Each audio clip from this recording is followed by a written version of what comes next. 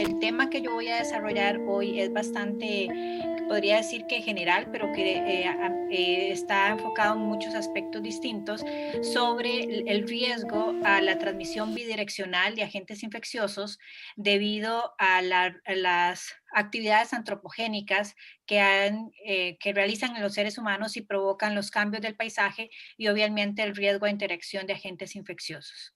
Un aspecto que es fundamental cuando nosotros hablamos de enfermedades infecciosas y especialmente cuando hablamos de agentes infecciosos y transmisión de animales silvestres al ser humano, hay un aspecto que siempre hay que destacar porque se reconoce en todos los diferentes fenómenos de brotes o de aparición de nuevas enfermedades, que es la pérdida de biodiversidad.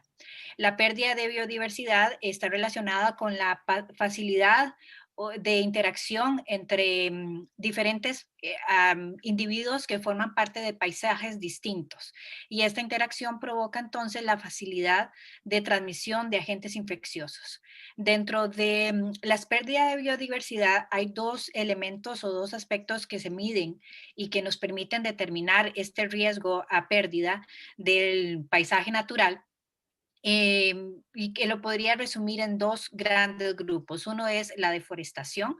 Generalmente la deforestación se da debido a que el ser humano busca que el paisaje natural empiece a darle a él las necesidades que siente como requeridas, ¿verdad? Desde urbanización, agricultura, etcétera, que provoca entonces que el paisaje se transforme y ya deje de tener sus características naturales y se vuelvan ambientes transformados y antropizados.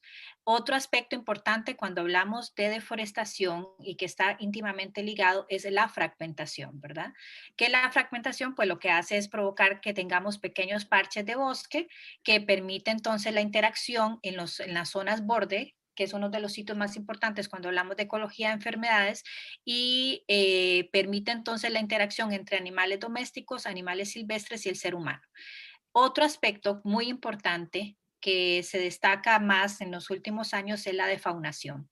Debido a los cambios del paisaje en el antropoceno, se ha provocado la reducción de especies que se ven en riesgo debido a este cambio del paisaje, a los cambios ambientales, y provoca entonces la extinción o pérdida de especies que se ven amenazadas por este proceso de cambio de paisaje, de deforestación, y se provoca entonces la defaunación.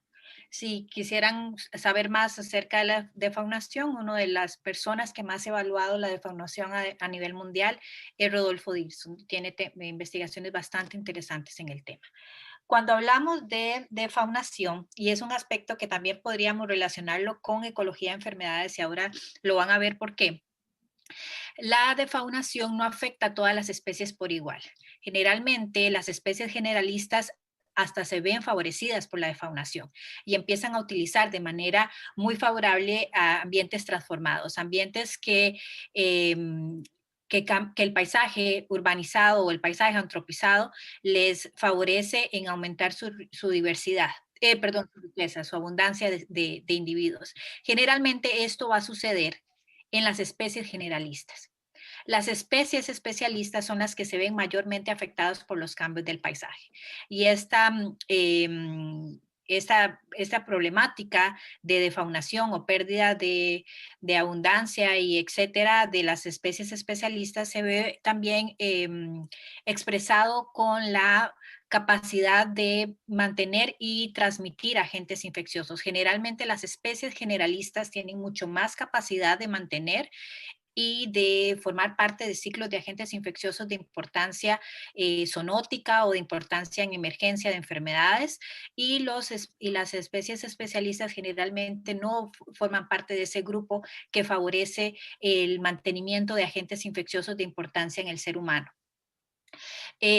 Otro aspecto importante es que cuando hablamos nosotros de agentes infecciosos y presencia de estos en diferentes grupos de animales silvestres, como ya sabemos, los animales silvestres pueden formar parte de los ciclos de muchas de estas enfermedades, en muchos de estos agentes, de estos ciclos de agentes infecciosos, pues cuando se hace la evaluación específica de grupos de animales taxas que pueden formar parte de estos grupos que tienen mayor capacidad de mantener un agente infeccioso, hay 3 grupos de animales que siempre sobresalen cuando hablamos de animales silvestres, y son los roedores, los murciélagos y los primates no humanos. Y los primates no humanos tienen características únicas y especiales cuando hablamos de esta característica que tienen de mantener agentes infecciosos que pueden compartir con el ser humano. Como ustedes pueden ver en esta gráfica, tenemos una enorme diversidad de agentes infecciosos. Estos son específicamente virus que se comparten entre los primates no humanos y el ser humano. Sin embargo, la característica principal y que lo hace totalmente distinto a los otros grupos de animales que también comparten ese riesgo a transmisión de enfermedades zoonóticas es que la mayoría o que la característica principal y sobresaliente que hace que podamos compartir agentes infecciosos entre los primates no humanos y los primates humanos es obviamente la cercanía filogenética, ¿verdad? Que tenemos entre nosotros. Entre más cercanos somos entre los primates o entre animales que compartimos un agente infeccioso, es más factible la capacidad de mantenimiento, transmisión y diseminación de un agente infeccioso entre especies distintas. Por supuesto, entonces los primates van a tener esa, digamos, ventaja o desventaja, como la queramos ver, de tener esta capacidad de mantener agentes infecciosos que pueden también afectar a otro primate como es el ser humano, ¿verdad? También, por lo tanto, cuando evaluamos esta cercanía filogenética, pues también sabemos, y ustedes lo saben hasta mejor que yo, que existe una cercanía filogenética distinta dependiendo del grupo de animales, de monos, de primates que estemos hablando.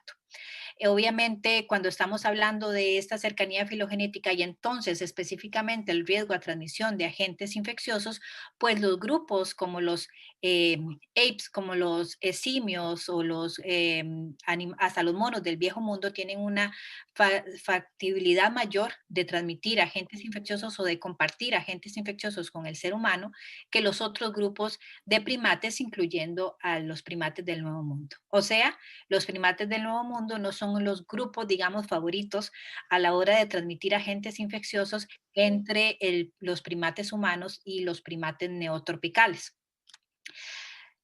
Otro aspecto muy importante cuando hablamos de agentes infecciosos y los primates no humanos es que los primates no humanos no tienen la característica que les mencionaba yo de la mayoría de otros grupos que tienen la capacidad de mantenerse en ambientes urbanos y por lo tanto favorecer la transmisión de agentes infecciosos entre especies generalistas y el ser humano. Nosotros en el caso de, específicamente hablando de los primates, podemos determinar que generalmente el primate no tiene una gran capacidad de mantenerse en ambientes urbanizados, ambientes transformados. Entonces, esta capacidad de mantenimiento, transmisión e interacción con el ser humano de agentes infecciosos humano-animal, pues se da principalmente y únicamente por esta cercanía filogenética y no porque el primate tenga una capacidad de mantenerse y favorecerse por los cambios del paisaje, ¿verdad? Por los cambios antropizados del paisaje. Sin embargo, también un aspecto que es importante destacar cuando hablamos ya específicamente de los primates neotropicales es que aunque la distancia filogenética y la cantidad de agentes infecciosos que se pueden compartir entre el humano y el primate neotropical es mucho menor que los que estábamos hablando de África y Asia, pues sí también existe un riesgo. Este mapa es un riesgo potencial de agentes infecciosos que han sido detectados en primates neotropicales y su riesgo que puede haber en la transmisión de estos agentes infecciosos entre el humano y el primate neotropical. Generalmente estos análisis se hacen pensando en el ser humano porque como siempre, o sea, el ser humano tiene esta tendencia a centralizarse como el aspecto principal cuando se hablan de diferentes aspectos en donde el humano está involucrado. Sin embargo, y me importa mucho destacar, es que ese riesgo también está para los dos lados, ¿verdad? El riesgo a transmisión de agentes infecciosos no es solo del mono al ser humano, sino del ser humano al mono. Y en el caso de los primates neotropicales, yo creo que el riesgo es mayor del humano al mono. Específicamente Mesoamérica, bueno, este es el área donde yo voy a presentarles hoy mi investigación. Mesoamérica es una región sumamente importante en el neotrópico. Si bien es cierto, la región de Brasil y Amazonas es una de las regiones sumamente importantes a nivel mundial, la región mesoamericana tiene también características únicas y sumamente importantes para la región en lo que se refiere a diversidad, mantenimiento de especies únicas y características únicas del paisaje que tenemos tanto de flora como de fauna. Nosotros en Costa Rica también, como ustedes también ya saben, tenemos características muy particulares que han favorecido el mantenimiento y la reforestación de paisajes que habían sido transformados para mantenerlos o volverlos regiones con recursos naturales factibles de proteger a través del sistema de áreas protegidas que se ha desarrollado en los últimos años en Costa Rica. Esto favoreció entonces que muchas de las zonas de Costa Rica pues se encuentren ahora bajo alguna categoría de protección, ¿verdad? Y eso ha permitido la protección de recursos naturales, tanto de flora como fauna, favoreciendo entonces la protección de los recursos naturales a nivel nacional. Sin embargo, como ustedes pueden ver aquí, y me imagino que es algo que ya tal vez han mencionado, pues todas estas áreas protegidas o estas zonas de protección en donde se encuentran los recursos naturales salvaguardados, pues están topando en sus zonas bordes con paisajes que pueden ser desde otro bosque hasta sitios urbanizados, sitios agrícolas, etcétera, y por lo tanto sus zonas bordes o zonas de amortiguamiento son zonas de riesgo para la transmisión de agentes infecciosos y que favorecen entonces, en el caso específico de primates neotropicales, favorecen entonces la transmisión de agentes infecciosos entre el ser humano y el primate neotropical. Los primates neotropicales, como ustedes ya saben, pues en Costa Rica tenemos 4 especies. Todas, en el caso mío específicamente, hablando de agentes infecciosos, tienen características únicas que nos permiten hacer evaluación en su uso de suelo, en su uso del paisaje, que nos permiten reconocer diferencias de riesgo a transmisión de agentes infecciosos dependiendo de la especie que estemos hablando. Aunque solo tengamos 4 especies, no tengamos la riqueza que se tiene en Sudamérica, me parece muy importante destacar que a pesar de eso tenemos especies con características muy distintas unas de otras, entonces los comportamientos y la forma en cómo el agente infeccioso puede interactuar con estas especies puede ser distinta dependiendo de la especie que estemos hablando. Cuando hablamos entonces también de los riesgos de estos primates neotropicales, como ustedes ya lo saben, estamos hablando de deforestación, de fragmentación, de cacería ilegal, del uso de estos individuos como mascotas y algo muy importante que yo quiero destacar en mis investigaciones es el turismo intensivo.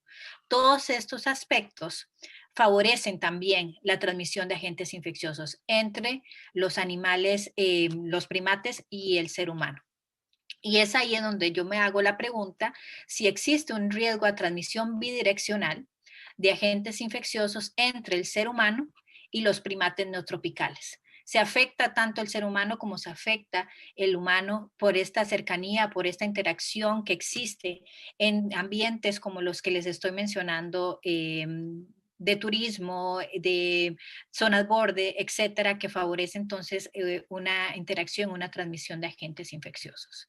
¿Qué es lo que está pasando en Mesoamérica? Esa es la pregunta que nosotros nos hemos hecho a través de las investigaciones que estamos desarrollando y que apenas están dando, digamos, las primeras ideas de lo que sucede en Mesoamérica y el riesgo a transmisión de agentes infecciosos. Para eso, estamos utilizando diferentes variables que pueden estar asociadas a la presencia de un agente infeccioso, desde que son aspectos como temperatura, humedad, precipitación,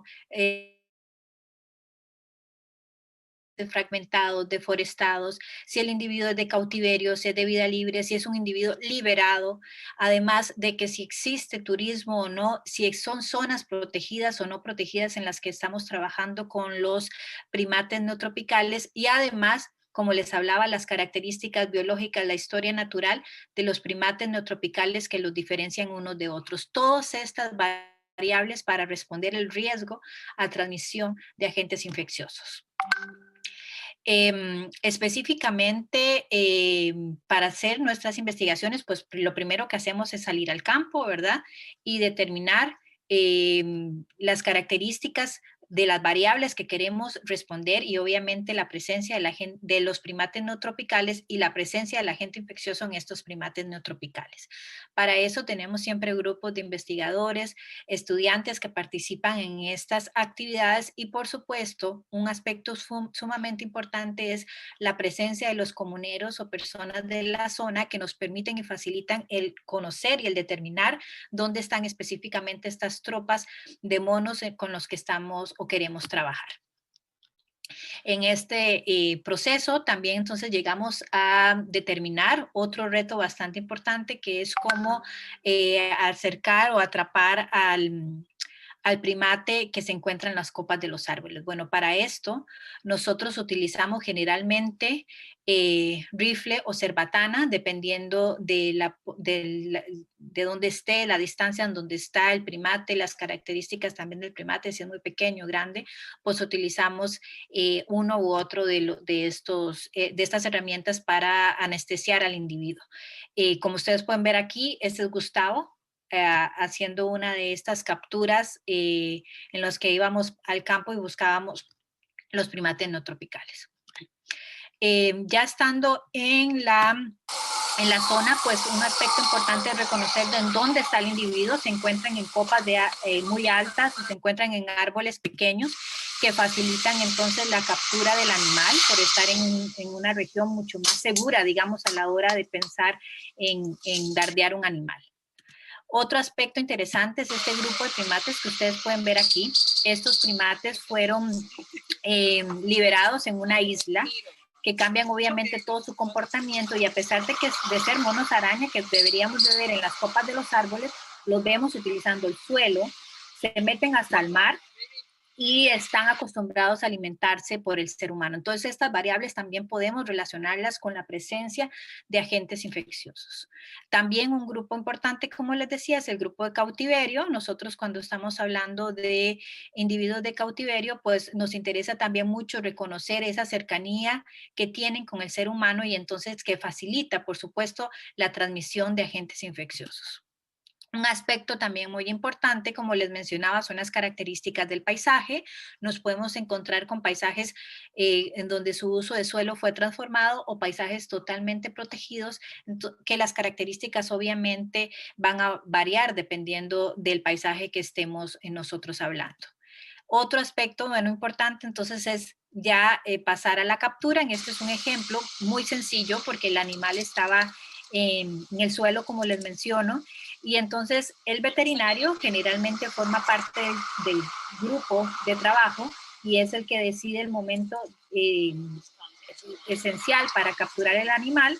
Y entonces después de dardear el animal, muy importante es seguir al individuo, esperar que el individuo ya empiece a dormirse para nosotros ir con redes a esperar que caiga el animal y por supuesto que no se haga daño en el proceso. Para eso entonces utilizamos estas redes. Generalmente tenemos al menos 2 grupos de personas esperando al animal que caiga y a partir de ahí entonces ya poder empezar a trabajar con él. Pero obviamente muy importante que este proceso sea un proceso que no le genere ningún daño al individuo. Ya el individuo en el suelo, entonces llegan los veterinarios y empiezan a revisar que no haya ningún daño a través del proceso de captura, que no tengan tampoco ningún daño o alguna enfermedad específica del individuo que ha sido capturado. Después tomamos sus medidas morfométricas, tomamos también o tratamos de determinar el estado de salud del animal. Y por último, tomamos todas las muestras que requerimos para hacer de los estudios que queremos llevar a cabo. Por último, y muy importante, la liberación del animal, que se espera que el animal se libere en condiciones totalmente adecuadas, que tenga la capacidad de moverse y mantenerse por sí mismo y ojalá que haya sido liberado en un lugar en donde se encuentra su misma tropa, ¿verdad? Para causarle el menos estrés posible. Ahí ustedes ven como el animal se mueve perfectamente, sin ningún problema, y eso es lo que nosotros esperamos hacer con cada uno de los animales que capturamos y que posteriormente liberamos. Ya pasando al laboratorio, pues utilizamos esas muestras que les menciono y además utilizamos todos los datos variables que obtuvimos en el campo para reconocer los riesgos, la detección y el riesgo de transmisión de agentes infecciosos. Dentro de los diferentes grupos de agentes infecciosos que hemos estudiado y que me interesa dividir dependiendo de las características de estos grupos, bueno, están por un lado los agentes infecciosos transmitidos por vectores, especialmente o específicamente aquellos transmitidos por mosquitos.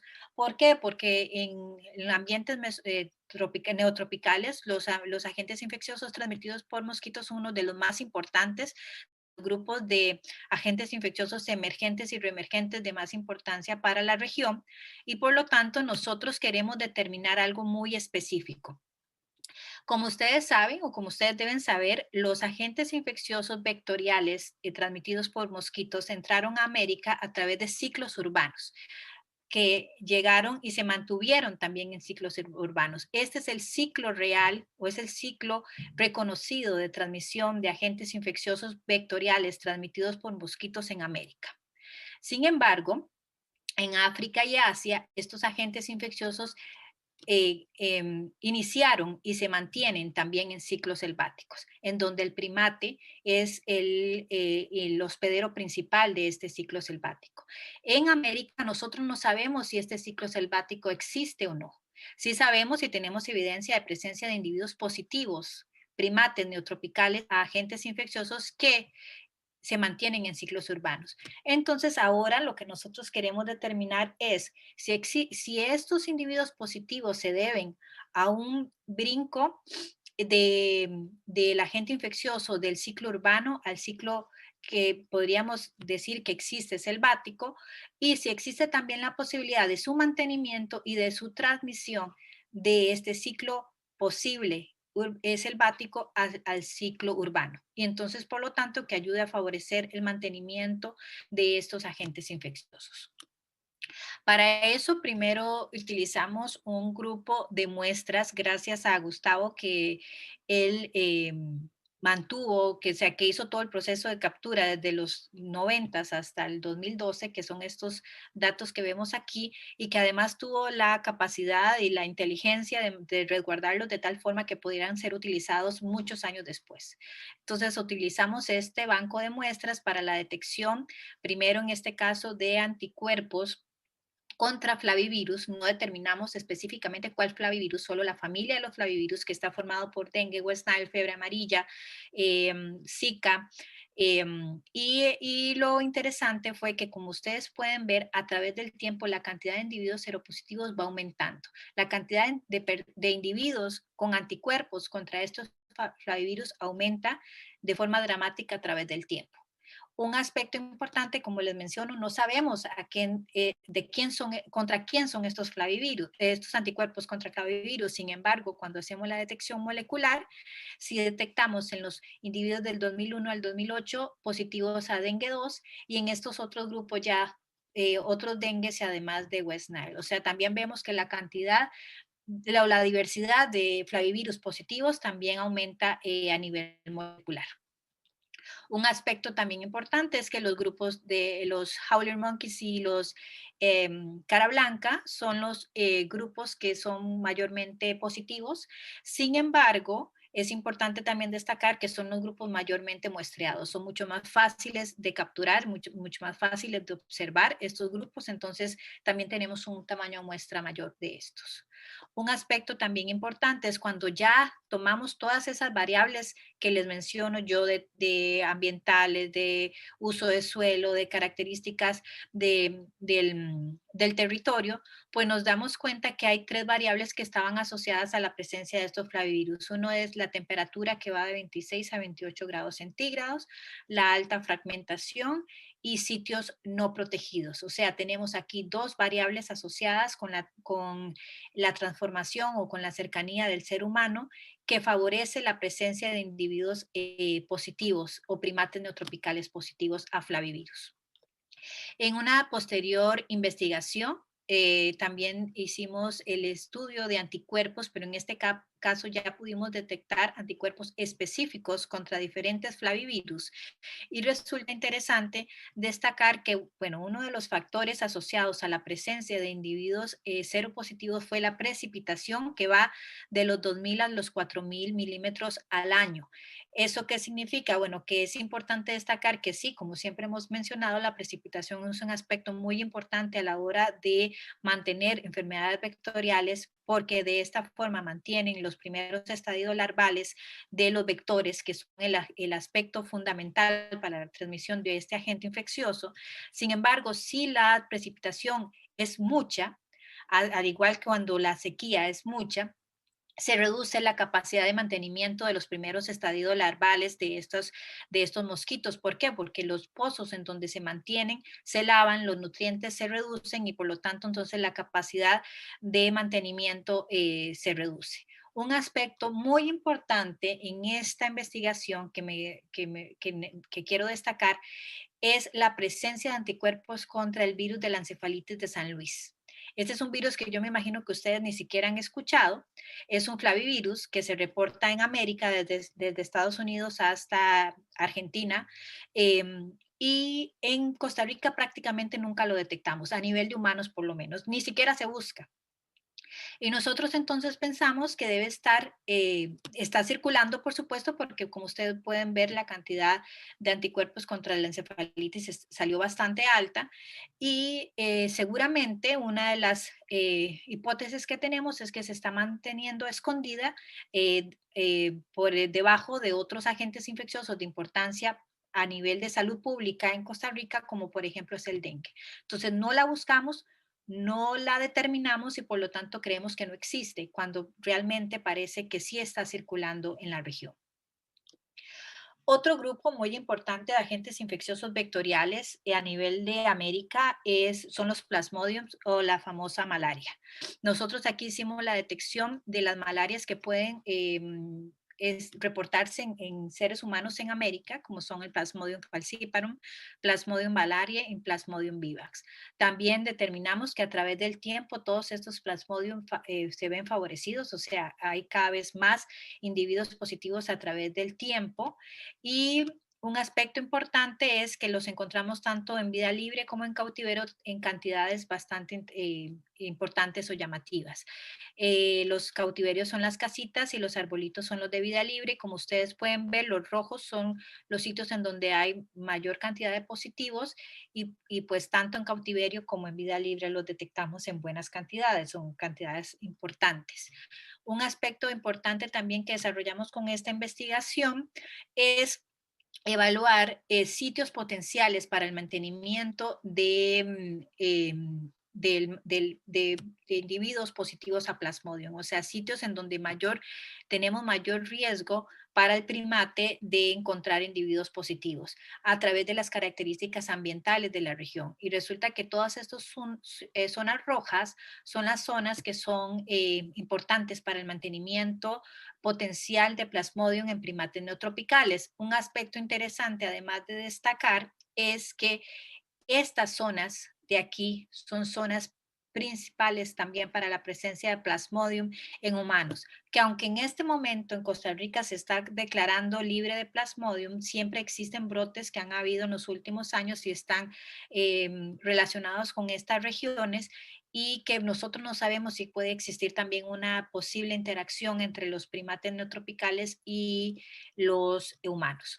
Otro grupo importante de agentes infecciosos que me gusta evaluar es la transmisión directa de agentes infecciosos. Aquí ya estamos hablando de que no existe un vector que favorezca la transmisión del agente infeccioso, sino que se debe a la interacción o cercanía directa del ser humano con el primate. Esa transmisión generalmente no va a ser por un contacto físico, ¿verdad?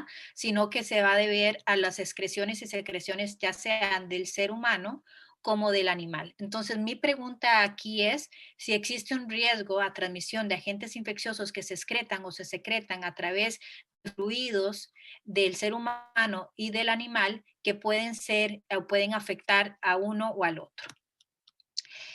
Para esto hicimos una investigación con parvovirus. Parvovirus es un virus sumamente común en vertebrados y existen 3 parvovirus que son únicos en primates humanos y no humanos, que son los boca parvovirus, los eritroparvovirus y los tetraparvovirus. Resulta que estos agentes infecciosos se habían estudiado en África y Asia y en estos individuos, en estos primates se han reportado altas prevalencias. Sin embargo, no existe una relación entre la presencia de estos parvovirus con el ser humano que interactúa con estos primates de África y Asia. Nosotros decidimos detectar por primera vez estos agentes en muestras no invasivas de El Salvador utilizando heces y muestras invasivas de Costa Rica utilizando sangre para la detección de estos agentes infecciosos. Interesantemente, encontramos los 3 agentes infecciosos en estos primates y cuando evaluamos las diferentes variables que les menciono con la presencia de estos agentes infecciosos o individuos positivos, resulta que salió que los machos son un grupo de riesgo para la presencia de boca parvovirus. Nosotros creemos que se debe al rango de movimiento, a que están interactuando buscando su alimento, porque es un agente infeccioso que se puede mantener en heces y por lo tanto en alimento contaminado pues puede estar la presencia del agente infeccioso por mucho tiempo, pueden pasar hasta 3 meses o más en donde se puede encontrar según reportes de otros parvovirus. No sabemos específicamente de los parvovirus estos que son humanos o de primates. Cuando hablamos también un aspecto muy interesante al riesgo de transmisión de este agente infeccioso, resulta que cautiverio es un aspecto importante para la transmisión de este agente infeccioso. Eso es muy interesante porque entonces esto lo estamos relacionando con cercanía con el ser humano, de un agente infeccioso que no sabemos si realmente se podía transmitir de un humano a un primate no tropical. No sabíamos si sí o no. Sin embargo, este es un primer indicio en donde nos dicen que puede ser que, la respuesta inmune se reduce, por lo tanto encontramos más individuos positivos, pero también puede estar asociado a la cercanía con el ser humano.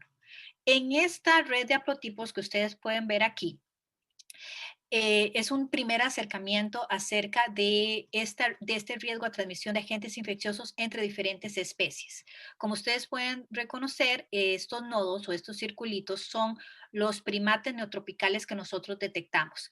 Dependiendo del tamaño del nodo, es la cantidad de individuos que comparten la misma secuencia de parvovirus. O sea, el grupo de individuos que están en este nodo tienen exactamente la misma secuencia positivos al parvovirus que detectamos con estas características, ¿verdad?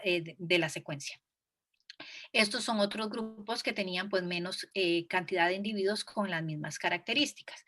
Además, tenemos otras especies de animales que nosotros obtuvimos de diferentes búsquedas, principalmente del GenBank, en donde podemos reconocer también diferentes nodos de diferentes tamaños que comparten estas secuencias que encontramos en el GenBank. Estos de aquí son humanos. Estos específicos son humanos americanos. Estos específicos son los monos neotropicales que nosotros detectamos. No se ve muy bien, que se encuentran aquí de forma transversal de estas rayas principales que unen los diferentes nodos o los diferentes haplotipos, estas rayitas lo que me indican son mutaciones. Pueden haber una, dos, tres, pueden haber muchas mutaciones que separan un grupo o una secuencia de haplotipos con otras. Pues resulta que entre este nodo y este, que es este de primates y este de humanos americanos, solo existe una mutación que los separa. Lo que yo veo cuando veo esto, pues digo, bueno, parece una interacción o una relación entre la presencia de estos primates positivos y la presencia del parvovirus que está circulando en humanos americanos. Sin embargo, la región que nosotros amplificamos es de apenas 600 pares de bases, entonces ahorita estamos desarrollando un proyecto más grande en donde vamos a amplificar el gel completo y si no el virus completo, pero después les menciono un poquito más de detalles.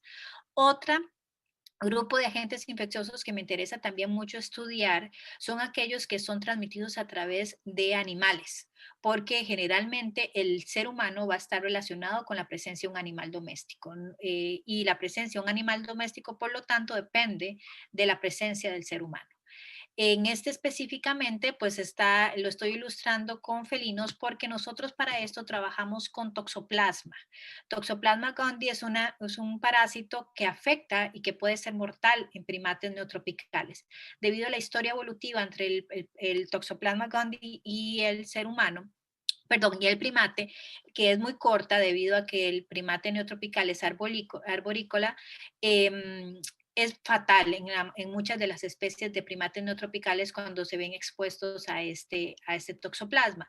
El toxoplasma, para que ustedes sepan, se libera, se excreta únicamente por felinos.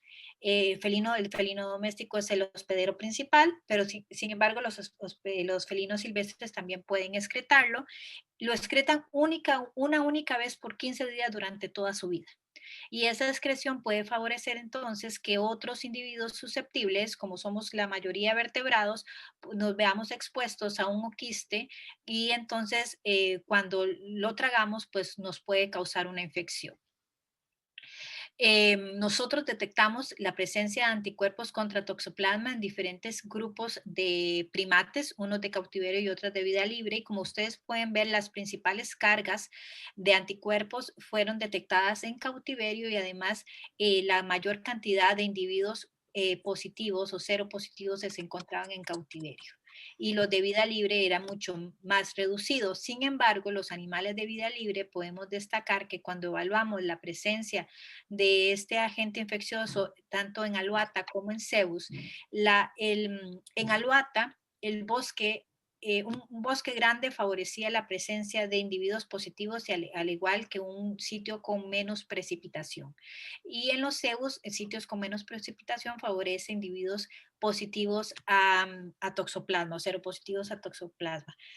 ¿Por qué se debe? Bueno, porque los bosques van a favorecer el mantenimiento de este oquiste en ambientes naturales sin que se seque, porque si se encuentra con luz directa, pues empieza a reducirse su capacidad infecciosa y por lo tanto los ambientes conservados van a favorecer, ambientes conservados neotropicales favorecen entonces su mantenimiento y también otra característica propia de nuestros ambientes neotropicales, una precipitación muy alta va a provocar escorrentía, va a lavar los suelos y por lo tanto los ovoquistes no se van a mantener por tanto tiempo como se mantienen en sitios con menos precipitación. Andrés, 5 minutos más, porfa. Sí, aquí ya terminando, qué es lo que nos falta o qué es lo que queremos hacer a través de estas investigaciones y que no hemos respondido? Bueno, queremos reconocer cómo la altitud y la cercanía de paisajes silvestres con paisajes urbanos favorecen la transmisión de agentes infecciosos desde diferentes puntos de vista. El primate que se encuentra en las copas de los árboles tiene mayor o igual o menor riesgo a la transmisión de agentes infecciosos con el ser humano debido a que los vectores tienen la capacidad de mantener y transmitir el agente infeccioso entre estos grupos, no importa la altura en donde se encuentra el individuo. Eso lo podemos evaluar dependiendo de la preferencia alimenticia de estos vectores o cuando nos acercamos, ya sea en altura y en cercanía de sitios de cautiverio o perdón, de sitios urbanos con sitios de vida libre, se va a favorecer la interacción, se va a favorecer la presencia de mosquitos que puedan picar tanto al primate neotropical como al ser humano. Esas son una de las preguntas que queremos responder. Y también, por otro lado, la factibilidad de la transmisión de agentes infecciosos a través de excreciones y secreciones, tanto en altura como les digo, en cercanía de paisajes. Muy importante, por eso entonces ahora estamos evaluando, tratando de determinar cuánto tiempo es factible el mantenimiento de un agente infeccioso a través de secreciones y excreciones. Y como les decía, también el mantenimiento o la capacidad de alimenticia de los mosquitos que utilizan diferentes estratos del bosque. Para esto obviamente salimos al campo, tenemos que tomar datos. Otro aspecto que estamos evaluando también es la interacción social entre los primates neotropicales. No es lo mismo que se infecte el macho alfa a que se infecte un juvenil que se encuentra, digamos, rezagado entre la tropa. Entonces estamos evaluando, dependiendo del individuo que sea positivo, si la tropa está mayormente infectada que en otras tropas con otras características de quiénes son los positivos. Para eso entonces hacemos investigaciones longitudinales a largo plazo, tomando en cuenta la One Health o una salud en donde todos los individuos forman parte de un mismo ecosistema y tomamos con igual seriedad las características que tienen los hospederos humanos, como los hospederos primates neotropicales, los vectores que pueden estar interactuando y, por supuesto, los agentes infecciosos. Para esto pues es todo lo que les quería presentar. Muchas gracias a todos ustedes por estar aquí. Muchas gracias a los equipos de trabajo con los que he podido desarrollar estas investigaciones, principalmente Gustavo Gutiérrez de Costa Rica, Gerardo Susán de México y un gran grupo de estudiantes que forman parte de los diferentes temas de tesis, de investigaciones que hemos desarrollado en esta región. Muchas gracias, André. Preguntas, jóvenes. Yo tengo una pregunta. Adelante, Elena. Hola, ¿cómo están? Hola. Cuando ustedes digamos, duermen a los monos, ¿como cuánto tiempo dura entre que se les mete el dardo y que se quedan dormidos? O sea, más o menos ¿cuánto dura eso? Sí. Bueno, eso va a depender mucho del individuo como tal, ¿verdad? De la cantidad de anestesia que le ingresó también por el proceso de dardeo, porque el dardo tiene una cantidad específica, pero puede ser que cuando el animal recibe el dardo, pues no todo el anestesia le ingresa directamente a él, ¿verdad? Pero generalmente puede ser desde 10 minutos, 15 minutos, hasta que a veces han pasado 40 minutos y el animal no se duerme. Nos ha pasado que se duerme en el árbol y que hemos tenido que, bueno, Gustavo era uno de los que siempre se subía a tratar de mover al animal para poder bajarlo. Entonces es muy específico dependiendo del individuo que estemos hablando. Y una vez ya dormido, ¿cuánto dura dormido? Ajá, eso también depende de la cantidad de anestesia. Eso, perdón. ¿Nunca no les ha pasado que se despiertan mientras están haciendo lo que tienen que hacer? Es muy importante cuando se trabaja con químicos tener un veterinario cerca siempre. Dentro del grupo de trabajo tiene que haber un veterinario que esté monitoreando al animal y él se va a dar cuenta que si se empieza a mover, pues entonces le ponemos un poquito más de anestesia. La anestesia es suficiente para mantenerlo dormido, pero obviamente para no causarle un daño. Generalmente lo mantenemos en el suelo trabajándolo unas media hora o 20 minutos durante todo el proceso de toma de muestras, datos, etcétera, pero para liberarlo generalmente se tiene que esperar unas 2-3 horas para que el animal se pueda ir con todas sus condiciones. Entonces, el tiempo que tenemos un animal es muy poco. Entonces, es por eso muy difícil poder relacionar enfermedad con la presencia del agente infeccioso. Nosotros lo único que hacemos es detección del agente infeccioso. No podemos decir que está enfermo o no. Lo único que podemos decir es que es positivo o no al agente infeccioso que estamos buscando. Quiero complementar un poquito. Elena, depende mucho del peso del animal, obviamente de la especie y hasta la hora del día. Ajá. Nosotros tenemos todo eso totalmente comprobado, ¿verdad? Cuánto haya comido también es otro factor importante.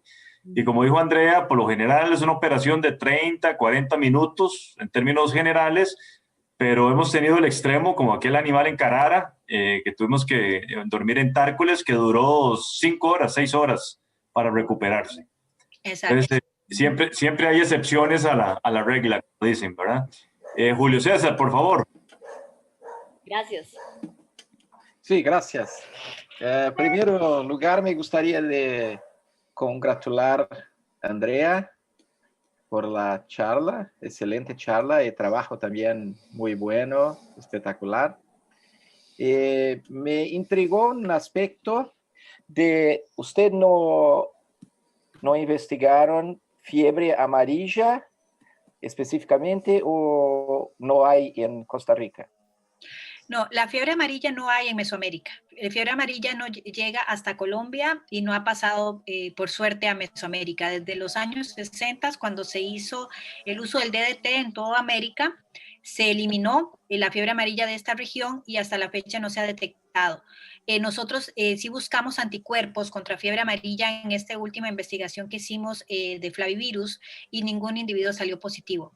Entonces, creemos, y no existen tampoco evidencias, digamos, de mortalidades como se dan en Brasil o en Sudamérica, de primates en campo, y digamos como este tipo de sospechas que puedan decir que esté circulando la fiebre amarilla en ambientes silvestres. Y por lo tanto yo podría casi que asegurar que sí somos libres de fiebre amarilla en la región mesoamericana todavía. ¿Es posible que haya una relación con la presencia de dengue, con una cross-inmunidad? Puede existir reacción cruzada de los agentes infecciosos que estamos detectando a nivel de anticuerpos. En la primera técnica que utilizamos, que fue en ELISA, no pudimos determinar las diferencias entre las diferentes especies de flavivirus. Sin embargo, en la segunda investigación que desarrollamos, se utilizó una técnica que permite diferenciar la cantidad de anticuerpos que se encuentran dependiendo de la especie de flavivirus y así poder diferenciar si es uno o es otro. En algunos casos es totalmente reacción cruzada, que no podríamos determinar exactamente cuál, pero si la carga de anticuerpos contra uno u otro de los agentes infecciosos que estamos detectando es muy alta, casi podríamos asegurar que es una especie específica de flavivirus. Y en ese caso fue cuando detectamos, por ejemplo, la encefalitis de San Luis, que es una que nosotros ni siquiera sabíamos que estaba circulando. Pero en el caso de la fiebre amarilla, que estuvo dentro de esos grupos que tratamos de buscar, no se detectó tampoco. Ni siquiera en cargas muy bajas. Sí, y la inmunidad para dengue es para toda la vida. Sí. Toda sí, la vida. Las IgG sí. Ajá. Muy bien, gracias. Un comentario, Julio César, con respecto a fiebre amarilla. Como lo dijo Andrea, aparentemente estuvo en los 60s y se fue para siempre. Eso es bien interesante, pero tuvo consecuencias muy serias para el género Aluata. Nosotros tenemos el Aluata palliata. Entonces, hay mucha evidencia que afectó las poblaciones de Aluata palliata, es decir, mató a muchísimos animales. En una comparación que hicimos nosotros con un grupo de Colombia, pudimos comparar 5 especies de Aluata en su ámbito de distribución y definitivamente palliata es el más afectado y creemos que una de las razones es el impacto que tuvo la fiebre amarilla. Nosotros de hecho lo mencionamos como una hipótesis. Y un aspecto importante específicamente de esto de anticuerpos que ya entiendo también, lo que Julio César también me estaba preguntando, sí puede, esta inmunidad cruzada de anticuerpos, sí, también obviamente puede favorecer o reducir el riesgo a la infección de otros flavivirus, ¿verdad? Eso sí es factible que suceda. Y también se habla de que hasta también la infección se reduce porque son individuos, hasta como nosotros mismos somos, que cuando nos entró el West Nile, ya teníamos una carga bastante fuerte de anticuerpos, la mayoría, contra flavivirus, que hacía que no fuera tan riesgosa como fue West Nile, por ejemplo, en Norteamérica, ¿verdad? Porque los seres humanos de Norteamérica no tenían esa interacción o esta historia evolutiva que nosotros tenemos con los flavivirus en el neotrópico. Que lo mismo puede estar pasando con los primates. Yo quería aprovechar que está el doctor Vica Márquez por ahí y creo que está Marco de Almeida también, para que hagamos un adendum y nos expliquen, por favor, brevemente la historia de la fiebre amarilla en Brasil, porque para nosotros, como explicó Andrea y Gustavo, es algo raro. Desde 1960 no se escucha hablar de eso en Mesoamérica, pero en Brasil es muy común. Entonces nos gustaría, de hecho esa es una de las principales razones por las cuales están ustedes aquí, que por favor nos nos amplíen ese tema un poquito para complementar la interesantísima charla de Andrea, que la felicito muchísimo, es una charla extraordinaria. Y por favor, Vic. Marco es mejor do que yo. Marco sabe la historia mucho mejor. Marquito, ¿Quieres ¿estás ahí? hablar, Marco? Sí, está a tu lado. Ah, ok. Sí, aquí estoy yo. Bueno, antes de todo, perdón porque no hablo español, pero creo que ustedes Pero se tampoco escucha bien. hablan portugués. El portugués Entonces... es español mal hablado, entonces da igual. Ok. Bueno, felicitaciones, Andrea, por la charla. Muy buena. Y Oscar, gracias por la invitación. A usted por Y venir. creo que lo que sea muy importante es que nosotros aquí estamos, yo estoy y Vika también estamos en Río Grande do Sul, que es el límite sur de la distribución de primates en las Américas. Y nosotros tenemos hace como que 20 años un trabajo de monitoreo de primates en nuestro estado, en Río Grande do Sul, con captura de primates y toma de muestras, y tenemos hallazgos de St. Louis, de Iquaracy, de Ilhéus, de Oropoche y fiebre amarilla. Estos son hallados de anticuerpos, hallazgos de anticuerpos, pero es muy importante porque nosotros tenemos una idea de que es posible que estos virus estén circulando en nuestra región. Ustedes, como están muy cerca del límite norte de la distribución de primates, es importante para que se pueda tener una idea de hasta dónde van estos virus, porque se cree que el centro de distribución de los arbovídeos en las Américas sea la Amazonía. Y este es el centro de distribución de la fiebre amarilla. Entonces, ustedes, si no me engano, ustedes tuvieron fiebre amarilla en los años de 1950. Esto fue una ola muy grande de fiebre amarilla que salió de Colombia, atravesó toda la América Central. Esto fue por la costa del Pacífico. Por la última vez, el virus ha hecho un salto. ¿Se dice salto? Sí. Sí, saltó el canal de Panamá, y esto fue hasta Guatemala, el virus. Y después el virus retornó por la cuesta del Atlántico.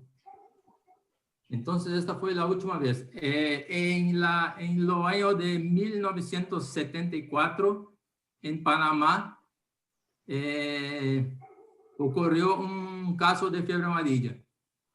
Entonces, como la Amazonía es el centro de distribución de los arbovídeos en las Américas, es muy importante que ustedes, que están más cerca del límite norte de distribución, y nosotros, haciendo este monitoreo, nosotros podemos entender mejor la distribución de estos virus. Cuanto a la historia de la fiebre amarilla, llegó hasta las Américas. Se cree que sea algo como 400 años, y muy probablemente con el tráfico de esclavos de África para las Américas. Uh-huh.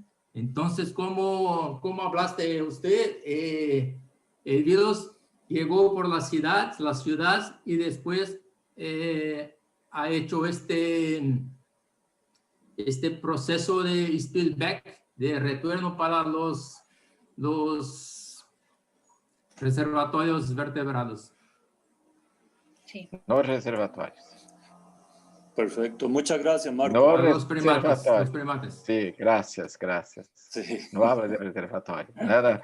Yo tengo que congratular a Andrea que no los llamó de reservatorios, son hospederos definitivos, sí. No reservatorios. Es un error clásico. No es exactamente un error porque hay diferencias en las definiciones, pero Sí. la definición ecológica que hace sentido es una que no se puede llamar los primates de reservatorios en estos casos, porque cuando no hay la enfermedad es porque el virus no está circulando, entonces ellos no pueden ser reservatorios, pero probablemente personas de medicina y otras áreas los llaman de reservatorios, como la Organización Mundial de Salud los llama de reservatorios porque puede ser simple para ellos y ellos no entienden nada de ecología también. Exacto, sí. Sí, en español se llaman reservorios. Se dice reservorios. Reservorios. Sí, no, es distinto. Por eso es importante destacar eso, que existe el ciclo urbano y el ciclo silvestre y la función que cumple el primate dentro del ciclo silvestre, ¿verdad? Y sí, en el caso de fiebre amarilla, en Sudamérica, pues sí, ya está totalmente determinado su ciclo silvestre. Para los otros clavivirus es donde estamos todavía con la duda de qué está pasando a nivel de ciclo silvestre. Sí, nosotros en Brasil, que Marco nos alientó, en las regiones al sur de Amazonía no es tan común. Nosotros tuvimos en algunas regiones como muchas décadas sin evidencias, sin casos, sin brotes de fiebre amarilla, pero en los últimos 20, 25 años, Marco, más o menos de esto, está desciendo más, ahora está más común en el sureste del país, que nosotros tuvimos como 80 años sin ningún brote. Sí, entonces, es interesante. Muchas gracias, Julio César y Marco, por los aportes. Jóvenes, ¿alguna otra pregunta o comentario para Andrea?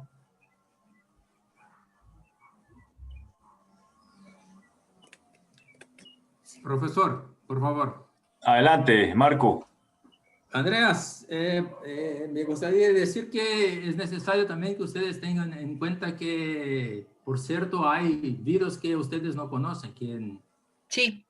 no se conoce, nadie conoce. Entonces, es necesario buscar esto también porque en Brasil nosotros tenemos muchos virus que no se conoce la patogenia de ellos.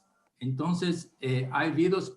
Nosotros aquí en Río Grande do Sul, nosotros tuvimos un hallazgo de anticuerpos neutralizantes para el virus Icoaraci, que es un virus que por primera vez fue descrito en Belém do Pará. Y no se sabe si esto es patogénico. Entonces, esto es necesario. No sé, usted habló de los virus que fiebre amarilla y dengue, los virus que entraron en la comunidad a través de las personas, pero hay virus que están en las áreas silvestres, las áreas naturales, y es necesario hacer la investigación de estas también. Claro, sí, por supuesto, y es algo que bueno, que poco a poco estamos tratando de desarrollar. Ha sido bastante laborioso al llegar hasta donde estamos, porque la verdad es que de Mesoamérica no tenemos nada. Nosotros somos los que estamos iniciando con estas investigaciones. Hay algunos que otros hallazgos de los 90, 2000, pero es un proceso bastante que se ha facilitado también mucho por Gustavo, porque Gustavo tenía las muestras y facilitó el proceso, digamos, pero no es tampoco tan fácil, ¿verdad?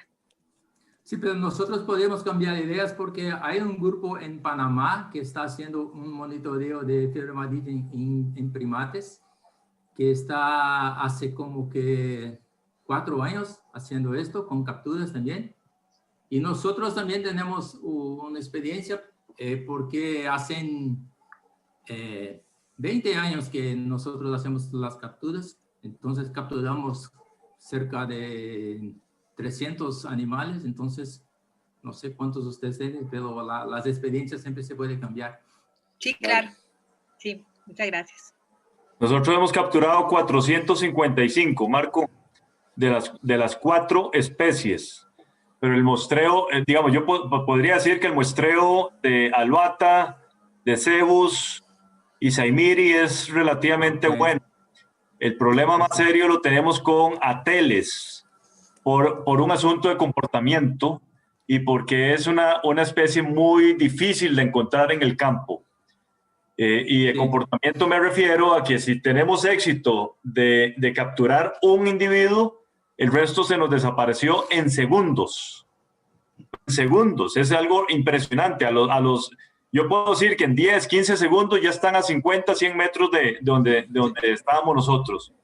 Entonces, el muestreo que tenemos de Ateles, nosotros le llamamos mono araña, no sé cómo le llaman ustedes, es muy pobre, muy pobre. Ahora tengo un estudiante de maestría, que es, dicho sea de paso, el asistente de este curso, que quiere mejorar el muestreo, pero con la pandemia se nos complicó todo. Todo lo que habíamos programado para este año no se ha podido hacer.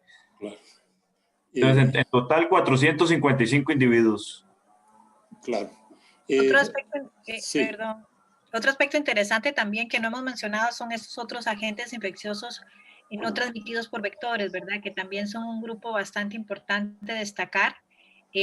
Una investigación que ahorita estoy iniciando y que me interesa mucho es evaluar la capacidad de mantenimiento del agente infeccioso en heces en ambientes naturales. Entonces, quiero empezar a cuando caiga la S, que vamos a estar ahí esperándola, vamos a hacer la extracción del agente infeccioso, bueno, de la extracción del ADN para la detección del agente infeccioso, pero también vamos a mantener las heces en ambientes naturales por diferentes épocas. Vamos a estar extrayéndola cada semana, hasta llegar un momento en que, digamos, a los 3 meses ya dejamos de detectar, para poder también reconocer el riesgo de mantenimiento del agente infeccioso a través de excretas, o que es la forma que nosotros principalmente, bueno, podemos evaluarlo, ¿verdad? También como un método no invasivo de estudio, que eso también nos favorece mucho la investigación.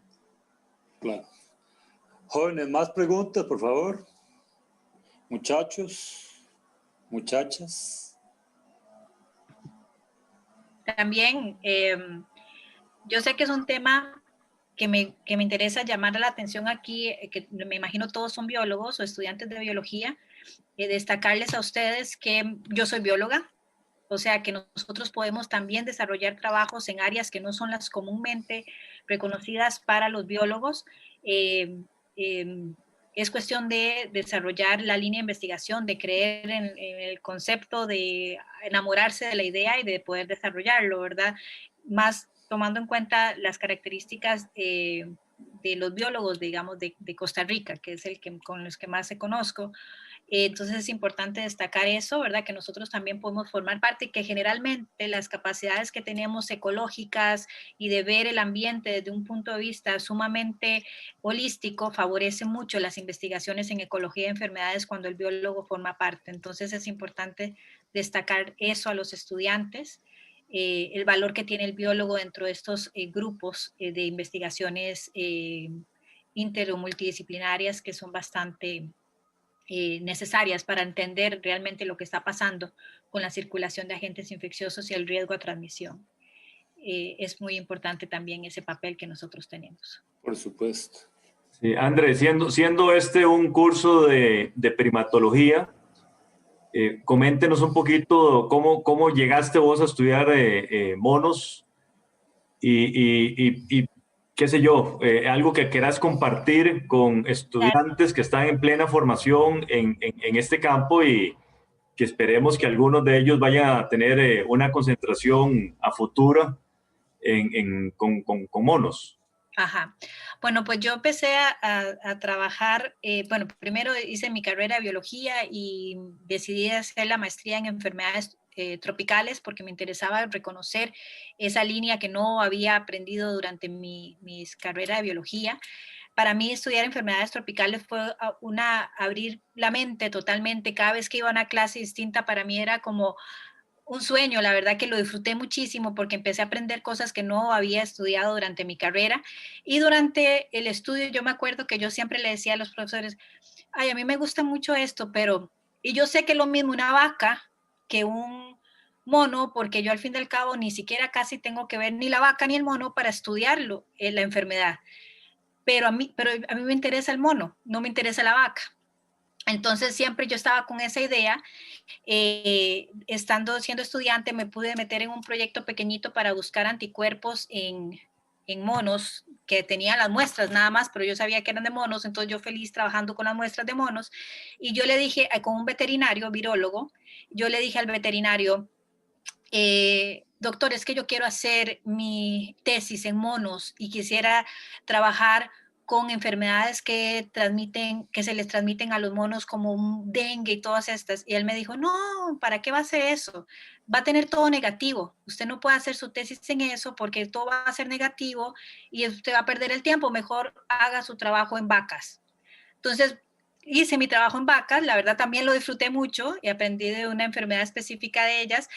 Y en eso me vine con mi familia para Estados Unidos y estaba viendo un National Geographic, una revista de National Geographic, y veo una señora que se llama Lisa John Sengel, que trabajaba con primates en Asia y buscaba polio en primates en Asia. Y yo vi eso y yo dije, esto es lo que yo quiero hacer. Entonces le escribí a ella y de casualidad yo vivía en ese tiempo en Bellingham, Washington, y ella estaba en Seattle, en Washington, y le escribí, le dije, es que yo me encanta su trabajo, quiero conocerla, y ella muy amablemente me permitió ir a visitarla. Le conté mi idea y ella me dijo, si yo trabajara con primates no tropicales, yo buscaría los virus que se encuentran en esa región o los agentes infecciosos, como malaria, como dengue, lo que yo había pensado en un momento. En eso me regreso a Costa Rica, estudiando enfermedades tropicales antes, me acuerdo que tenía 7 meses de embarazo, y me dijeron, Gustavo Gutiérrez es el que tiene muestras de monos. Y yo estudiaba en la Universidad Nacional. Fuimos a la UCR y fui a buscar a Gustavo. Yo me acuerdo que subiendo las gradas toda gorda, súper embarazada, y llegué donde Gustavo y le dije, ay, Gustavo, es que a mí me gustan los monos. Y él me dijo, si las quiere, ahí están. Yo fui a buscar a veterinaria gente y nadie quiso. Y entonces en eso fue que ya pasó que no pude hacer la tesis. Y entonces cuando regresé, fui a buscar a mi tutora de maestría y le dije, yo quiero hacer un proyecto con monos y agentes infecciosos. Y entonces ella me dijo, bueno, está bien, hagámoslo, vamos a buscar a Gustavo. Entonces buscamos a Gustavo y escribimos la propuesta y ya nos dieron los fondos la segunda vez que la pedimos, la primera no lo rechazaron. Y curiosamente, no sé cuántos años después fue eso, tal vez unos 5 años después de que yo me había reunido con Lisa John Sengel, yo la llamé, le escribí un correo y le dije, estoy trabajando con monos en Costa Rica, y ella fue y nos visitó. Y fue y visitó el proyecto y le gustó mucho la idea. Y a partir de ahí, no me he ido de los monos, o sea, no me he ido de la idea de trabajar con esto. Cuando me fui de Costa Rica, decidí seguir trabajando en esto también y cada vez buscando preguntas más interesantes. Muy importante hacer la primera, la línea base de conocimiento, que fue lo que creo que desarrollamos gracias a Gustavo, y a partir de ahora es hacer preguntas mucho más llamativas e interesantes.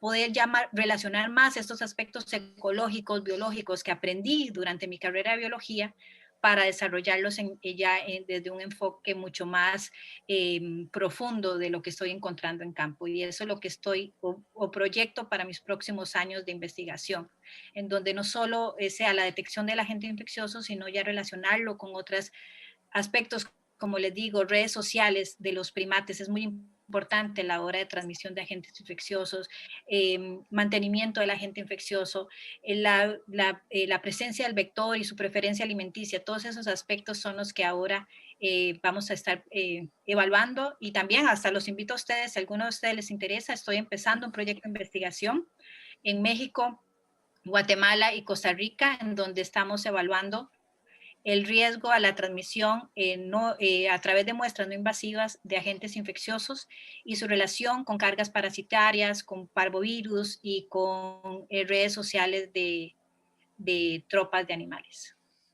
Perfecto, interesantísimo, Andrea. Pregunta Montserrat, ¿en qué tipo de sitios se tomaron las muestras de los individuos en cautiverio? Por ejemplo, ¿fueron refugios o otros sitios? Las muestras de cautiverio se tomaron prácticamente en todos los centros de rescate o sitios en donde se mantienen animales en Costa Rica y que nosotros conocemos como centros de rescate, pero no sabemos realmente qué es. Así es. O sea, están los zoológicos, que también se tomaron muestras, y también están todos estos sitios que mantienen individuos en Costa Rica en cautiverio, con diferentes categorías que solo el MINAE realmente sabe cuál es, ¿verdad? Pero lo que se hizo fue buscar prácticamente todos los sitios en donde donde tienen primates en cautiverio.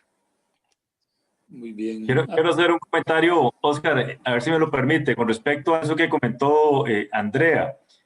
Cuando yo tuve la primera gira de captura de individuos y me di cuenta que era tan difícil capturar un mono, yo regresé a la oficina a buscar, a tratar de hacer un estudio interdisciplinario, porque yo dije, aquí tenemos que maximizar este valioso recurso que es tener un animal en el suelo.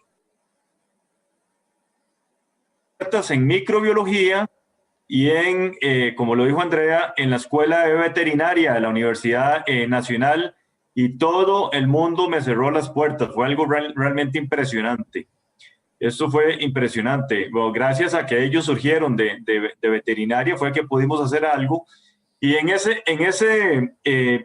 ir y venir, con esa frustración que yo tenía de que no lograba hacer un grupo multi e interdisciplinario, yo hice un comentario en el proyecto expresando mi frustración.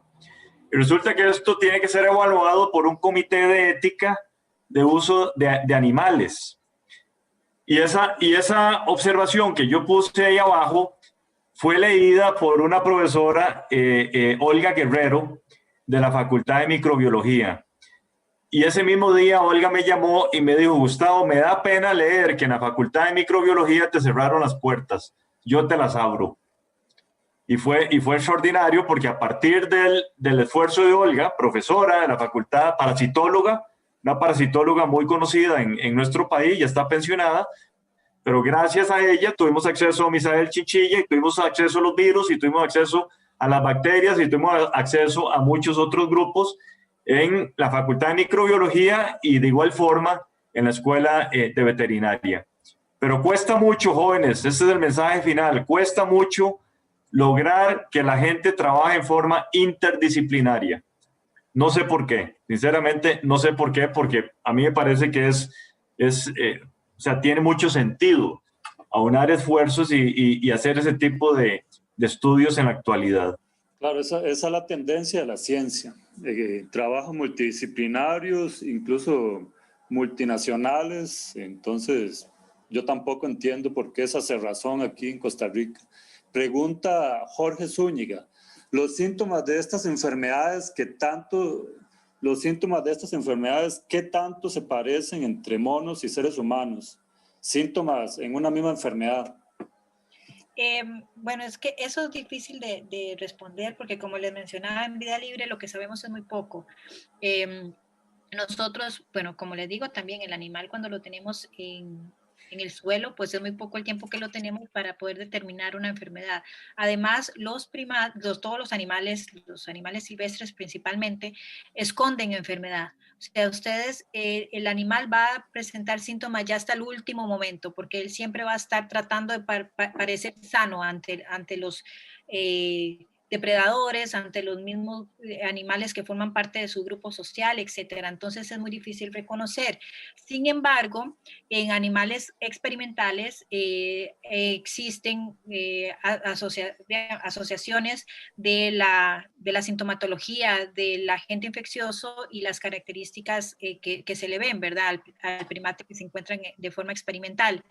Y generalmente se asocian a gripe, fiebre, ese tipo de características como más generales que cualquier agente infeccioso, principalmente los virus, provocan, ¿verdad? Que es como este tipo de síntomas como generales, como también anorexia,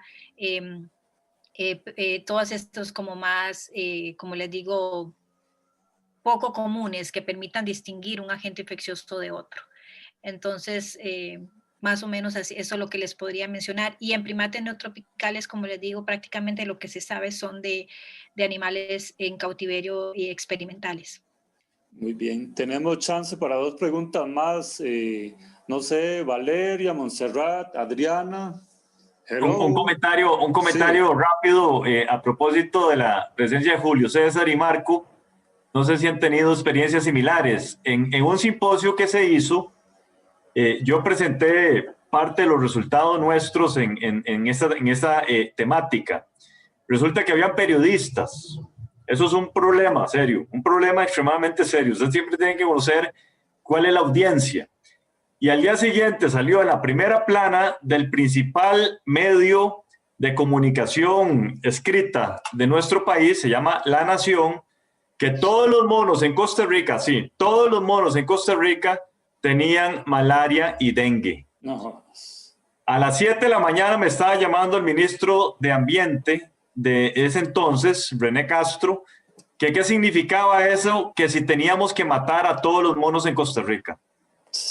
Nosotros tuvimos un problema muy semejante en el brote de fiebre amarilla de 2007, 2008 hasta 2009, que llegó en el sur de Brasil.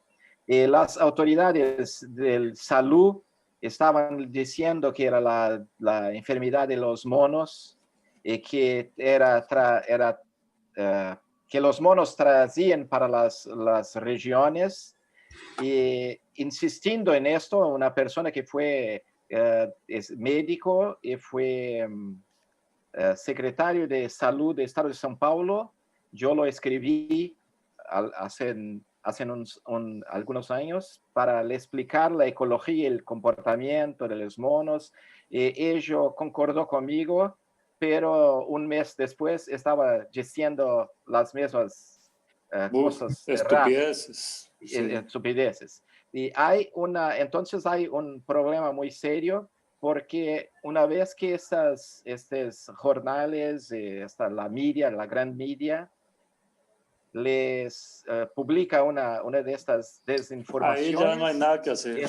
Es muy difícil de cambiar la mentalidad de las personas. Nosotros en 2009 yo lancé una campaña que se llama Proteja sus ángeles de la guarda, que son los monos aulladores especialmente, pero los monos como un todo, ángeles de la guarda. Eso fue muy bien sucedida para cambiar la visión, el discurso de la media. Pienso que hasta hoy ellos no están más hablando las cosas erradas, pero las personas en las universidades, no en las universidades, pero los médicos y las personas de la salud, en muchos lugares ellos continúan hablando cosas erradas. Y hay un otro aspecto que tengo salientado cuando tengo oportunidad de hablar también, que Andrea también lo hizo muy bien todo, ¿no? Solamente puedo congratularla. Es que Andrea es bióloga, ¿no? Sí, no, pero hay otros biólogos que hacen eso también, que es llamar los parásitos como un todo, como doença, como enfermedad. Usan como si fueran sinónimos. Entonces tú preguntas, ¿por qué está llamando de enfermedad si los individuos no están enfermos? Si es una interacción en equilibrio, está todo bien. Porque eso es más fácil de conseguir, de obtener fondos para la pesquisa, para la investigación. Entonces, cuando nosotros, como en la clase, estamos usando como un sinónimo de parásito, enfermedad, entonces cualquier cosa que estamos hablando sobre los parásitos de los animales silvestres significa que están enfermos y que nosotros podríamos estar vulnerables y mejorar nuestra forma de divulgar la información para el gran público, pero de una forma responsable y también que salienta las relaciones correctas. Muy bien. Gracias, Vika. Pregunta Valeria. ¿qué impacto a nivel social o de salud pueden tener las conclusiones de estas investigaciones? Está interesante eso. Yo siempre lo que le digo a las personas que me preguntan eso es que esto es una herramienta más para reconocer el respeto que le tenemos que dar a los animales silvestres. Nosotros no podemos pensar que los animales silvestres o los ambientes silvestres son propiedad del humano, sino que más bien nosotros somos los que invadimos o que somos distintos al equilibrio natural que tiene ese ambiente. Por lo tanto, no podemos nunca pensar que tenemos derecho a cambiar, a interactuar de forma invasiva con estos animales, y es una herramienta más para decir, no debemos acercarnos, somos nosotros riesgo para ellos como ellos riesgo para nosotros. Así como no debemos tomarnos un selfie, tampoco tenemos que primero cambiar el paisaje, y si cambiarlo, y respetar al animal cuando estamos cercanos a ellos, en parques nacionales, en ambientes. Nosotros mismos los biólogos o los veterinarios que trabajamos con animales silvestres tenemos que ser el ejemplo y tratar de mantener medidas de bioseguridad y tratar de respetar el individuo cuando está cerca de nosotros. No utilizarlo como una herramienta más, sino como un ser vivo que merece el respeto y merece todas las medidas de bioseguridad adecuadas. Nosotros somos las que les podemos dar, ellos no. Entonces, yo creo que ese es el aspecto más importante. Muy bien. Pregunta Elena Solís. ¿En este momento de la pandemia se están haciendo muestreos o ya pararon? Bueno, en este momento nosotros no estamos muestreando. Hay diferentes situaciones en diferentes regiones de América. En África y Asia están prohibidas, o se pretende que no se esté muestreando por el riesgo a la transmisión del COVID. En lo trópico parece que el riesgo es menor, sin embargo existe un riesgo de transmisión del agente infeccioso, y yo creo que un aspecto importante específicamente con el SARS-CoV-2 es que, a pesar de que sí somos, digamos, los primates neotropicales no son tan propensos a poder ingresar el agente infeccioso en ellos, la cantidad de individuos, o sea, el que se mantienen en grupos grandes, y además la interacción con el ser humano puede ser muy constante, que puede favorecer la transmisión, aunque sea más, digamos, más pequeña que, por ejemplo, a un jaguar, donde se dice que el felino tiene un riesgo mayor a contraer el agente infeccioso, debido a la cantidad de interacción que yo creo que puede haber entre el primate neotropical y el ser humano, mucho mayor que el que puede haber entre un felino silvestre y un humano. Yo creo que tenemos que mantener y guardar esa distancia. Y específicamente hablando del COVID, obviamente hablando de otros agentes infecciosos, pues aún mayor, ¿verdad? Porque podemos decir que hay una gran variedad de agentes infecciosos que podemos compartir, pero es importante destacar eso. Las investigaciones tienen que seguir. Creo que tenemos que mantener una pausa, no solo por los primates también, sino por también poblaciones indígenas o otras en riesgo que viven cercanos a estos ambientes silvestres, que se están viendo también afectadas por continuar con las investigaciones en ambientes protegidos. Entonces, por ahora me parece que tenemos que hacer una pausa, o por lo menos tratar de mantener todas las medidas de bioseguridad adecuadas para no afectar ya sea a las poblaciones susceptibles humanas que se encuentran alrededor de estos ambientes y a los mismos animales silvestres.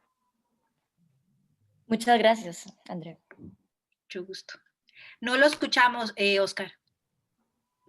Con respecto a ese punto, los monitoreos. Recordemos que el SINAC hace como un mes y medio había emitido una directriz para prohibir el ingreso a los parques nacionales y esta cuestión, y obviamente eso afecta a todas las investigaciones de campo. Entonces, cualquier trabajo de campo que se haga ahora, teóricamente es ilegal. Eso está muy bien. A mí me parece que está muy bien. Solo dos preguntas más. Pregunta Fabiola, ¿cuál es el patógeno que podría considerarse más letal para los primates de Costa Rica? Para los primates de Costa Rica no le podría decir. Para los primates neotropicales, la fiebre amarilla, pensaría yo, ¿verdad? Creo, según me podrían decir los expertos. Sí, yo creo que sí. Uh-huh.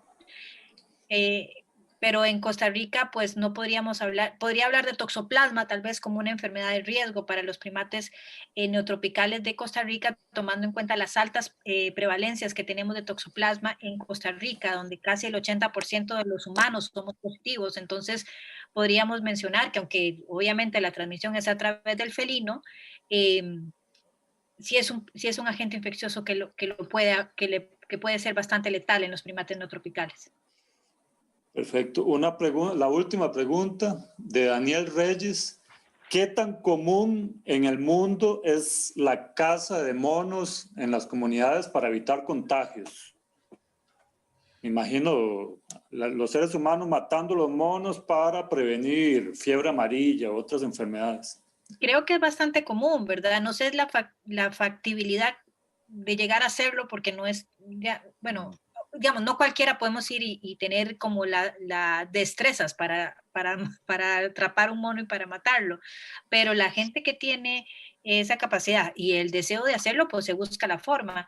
Y yo me imagino que no solo estoy hablando de primates no tropicales, sino cualquier otro animal silvestre que el hombre crea que es un riesgo para él, lo va a ir y lo va a sacrificar por esta capacidad o esta idea que tenemos nosotros como el centro del mundo, ¿verdad? Entonces, todo aquello que nos afecta o nos estorba, lo terminamos sacrificando. Claro. Yo creo que Vika nos podría ampliar un poco con un ejemplo de Brasil, por favor.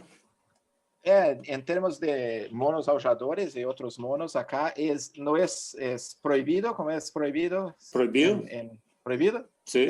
Es prohibido por ley, pero las personas los mataron y nosotros no tenemos cómo saber la dimensión de esta mortalidad, pero se sabe que cuando se habla con las personas que mueren, viven en las cercanías de los bosques y cosas así, muchos nos hablan que los mataron. Otros protegieron, pero muchos tenían en los bosques alrededor de sus casas, por cuenta de la desinformación de la media, los mataron y nos hicieron, pero es prohibido, entonces no se tiene cómo dimensionar eso. Y también en este brote que empezó en 2016 en el sureste, que está ahí, tal vez ainda hoy en el sur ahora, se tiene también muchas denuncias de casos de personas que los estaban matando. Muy bien, gracias.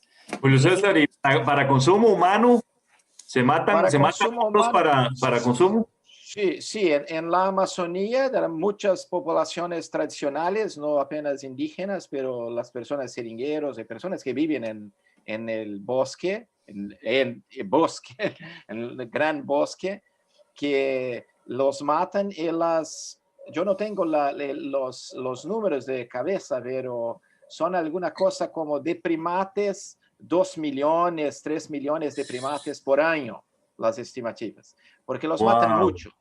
Pero como los matan cerca de sus casas, tienen un impacto, pero es muy mejor que los estén matando do que desmatando la floresta. Claro. Y hay trabajos también mostrando que dependiendo de la presión de cacería, las poblaciones sí recuperan bien, pero es en escala de Amazonía un número que impresiona y nos asusta. Solo de primates, porque tienen muchas otras cosas. Gustavo, estabas hablando que es muy difícil de los pegarlos, de los capturarlos. Las personas que hacen eso en la Amazonía, ellos tienen técnicas para atraer los individuos de casi cualquier especie. Es una cosa increíble. Ellos hacen barullos, sonidos y cosas así, y los animales vienen para su lado. Para ellos es una cosa impresionante. Ellos tienen una información que nosotros biólogos no conseguimos llegar. Y que nunca vamos a tener. Sí. No, probablemente no. Sí. Incluso no hay que ir muy lejos. Por ejemplo, en Osa es muy común, según yo he hablado con las personas allá, tanto en indígenas como en pobladores locales, que consuman mono araña, por ejemplo.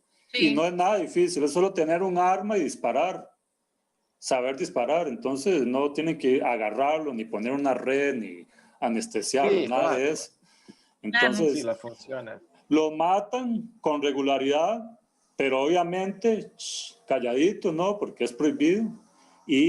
Pero es una tradición. Incluso ellos dicen que es más rico, el más rico de todos los monos es el mono araña. Los congos no les Sí. gusta mucho. Acá en Brasil, en la Amazonía, en algunas regiones, los consideran el caviar de la floresta. Ah, ok. Exactamente. Yo solo tenía una última cosita para aclarar o comentar.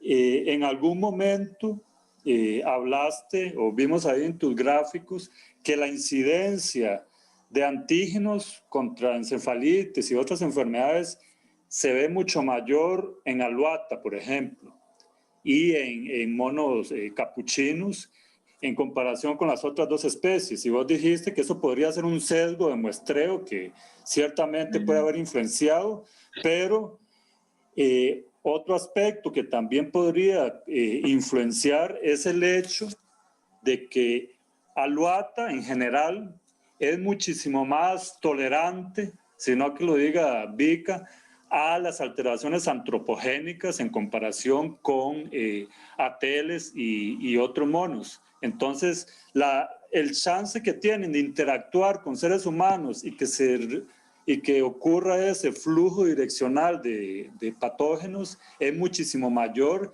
que si lo comparamos con ateles, por ejemplo. Entonces, sí, claro, por supuesto. Es otro factor que puede influenciar y solo lo quería destacar acá.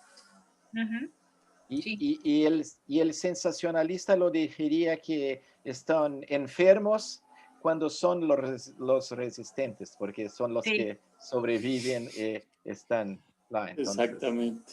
Así que, André, muchísimas gracias y más éxitos, desde luego, de parte de todos y todas nosotros. No, muchas gracias, como siempre, Gustavo, a todos. Muchas gracias por estar aquí, especialmente Gustavo. Yo siempre termino cuando estoy en una charla con él agradeciéndole a él, porque realmente estas investigaciones en primates empezaron porque él me dio una oportunidad para trabajar en primates en Costa Rica, y eso me abrió las puertas para seguir trabajando, para no, digamos, cambiar mi disco de seguir en esta área de investigación de ecología de enfermedades en primates neotropicales. Siempre fue un ejemplo para mí también en cómo manejarme en un laboratorio, en cómo manejarme con estudiantes, con colegas, con otros posibles investigadores. Y si hay algo que yo puedo agradecerle o a alguien que le puedo agradecer mis primeros años de investigación y que todavía me sigue colaborando es Gustavo, que para mí ha sido una persona fundamental dentro de mi área de investigación. Y eso que estamos hablando de que trabajamos en áreas distintas, Gustavo genética, yo enfermedades, pero nos complementamos muy bien, porque los dos también entendemos la importancia de un tema como el otro. Entonces, no me queda otra vez que decirle gracias a Gustavo por su apoyo, por su colaboración, por siempre escuchar nuevas ideas y por haber abierto muchas puertas de muchas personas, incluyéndome a mí, que ha hecho que realmente yo me sienta totalmente satisfecha de lo que yo hago. Mucho ha sido gracias al apoyo de Gustavo, y espero que todos ustedes en algún momento lleguen a sentirse tan satisfechos de lo que hacen como yo me siento de lo que hago, porque realmente lo hago porque lo amo de todo corazón. Y eso yo creo que no hay nada que pague más que hacer lo que uno ama. Y eso es, para mí, eso es biología. Excelentes palabras. Yo solo quería hacer una última comentario para estimular futuras investigaciones conjuntas con los colegas de Brasil, Costa Rica. Ya ve que ahora esta pandemia nos está dando esta oportunidad, ya las barreras geográficas solo existen en la mente, ¿no? y yo creo que tenemos muchas cosas en común, muchos intereses de investigación y datos, y yo creo que debemos pensar más globalmente y no restringirnos solo a un pequeño territorio que se llama Costa Rica o Río Grande do Sul, etcétera. Entonces, yo creo que en el futuro podríamos hacer una reunión conjunta específica con los interesados para planear algo más grande, ¿sabe? No, Entonces, yo más bien ahora lo que les quería decir sobre estas dos cosas, que pronto les quiero mandar un correo invitándolos a un capítulo de un libro que se me invitó a trabajar en primates neotropicales. Estaba pensando en con qué grupos trabajar, y me parece que ustedes 4 serían los indicados para ser parte de esta colaboración. Específicamente, digamos, algo concreto, ya pensando en algo que podemos hacer en conjunto, y si les interesa, por supuesto. Y también, bueno, Brasil, la investigación que se ha hecho en Brasil y todo lo que yo sé, lo poquito que sé, es gracias a las investigaciones que han salido de ustedes, de esa región tan maravillosa que para nosotros, o al menos yo me siento como un puntito, que tenemos cosas muy similares a Brasil y que nos permite entonces poder desarrollar investigaciones con conocimiento y concretas, como las que estamos tratando de hacer gracias a lo que ustedes ya han desarrollado como potencia en el área de primatología. Hasta luego, muchas gracias. Hasta luego, Andrea.